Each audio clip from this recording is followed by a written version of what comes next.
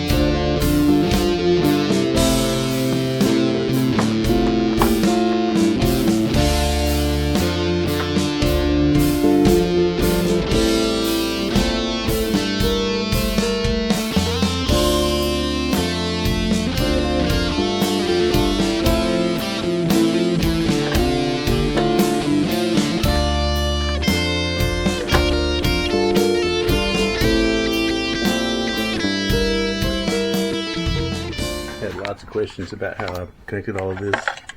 So I've got a cheap little radio, Cytron, Smart Drive Duo 30, a little automotive relay in here so I don't burn out my on-off switches.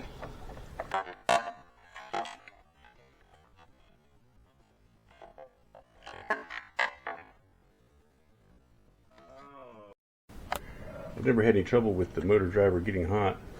I cut these holes in it thinking that I needed to put a little fan there, but it's never been hot. I just pull the antennas through, but never needed to put the fan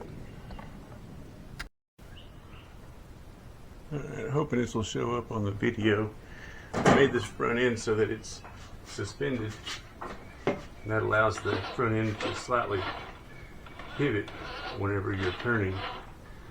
Seems to cut down on a lot of the shaking and jitteriness of it, and it doesn't tear the grass up so bad when you have repeated turns in the same place. So that's the 4-point wobble hitch. So with the ability to pivot here and pivot on the front, and then these holding it from the sides, allows the whole thing to move quite a bit.